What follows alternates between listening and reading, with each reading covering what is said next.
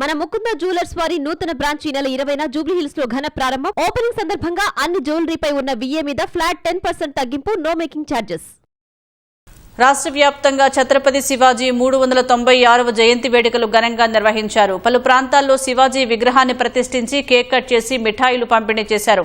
విశ్వ హిందూ పరిషత్, బజరంగ్ దళ్, బీజేపీ నాయకులు పెద్ద ఎత్తున పాల్గొని ఘనంగా నివాళులు అర్పించారు.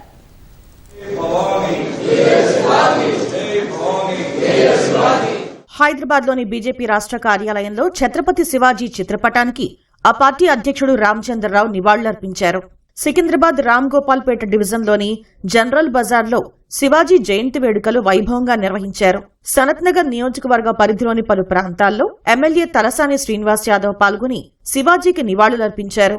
ముండా మార్కెట్లో భారీ ర్యాలీ నిర్వహించారు. కుమ్మరిగూడలో బీజేవైఎం ఆధ్వర్యంలో మెడికల్ క్యాంప్, అన్నదాన కార్యక్రమం ఏర్పాటు చేశారు. హన్మకొండ జిల్లా ఎల్కతుర్తిలో ఆర్ఏ సంక్షేమ సంఘం ఆధ్వర్యంలో కూడలిలో ఉన్న విగ్రహానికి పుష్పాంజలి ఘటించారు. మెదక్లో ఛత్రపతి జయంతిని పురస్కరించుకుని భారీ ద్విచక్ర వాహన ర్యాలీ తీశారు. సిద్దిపేట జిల్లా మిరుదొడ్డిలో శివాజీ మహారాజ్ జయంతి వేడుకలు వైభవంగా జరిగాయి.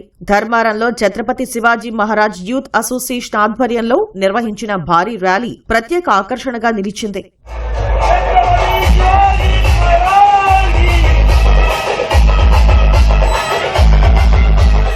నిర్మల్ జిల్లా మలక్ చించోలి, ఆలూరు, బీరెల్లి గ్రామాల్లో కొత్తగా ఏర్పాటు చేసిన శివాజీ మహారాజ్ విగ్రహాలను ఎమ్మెల్యే ఏలేటి మహేశ్వర్ రెడ్డి ఆవిష్కరించారు. ఛత్రపతి స్ఫూర్తితో నేటి యువత ముందుకు సాగాలని కోరారు. నల్గొండ జిల్లా మిర్యాలగూడలో హిందూ వాహిని ఆధ్వర్యంలో భారీ ర్యాలీ నిర్వహించారు. వచ్చే జయంతి నాటికి శివాజీ విగ్రహ ప్రతిష్టాపనకు సహాయ సహకారాలు అందిస్తానని ఎమ్మెల్యే బత్తుల లక్ష్మారెడ్డి తెలిపారు.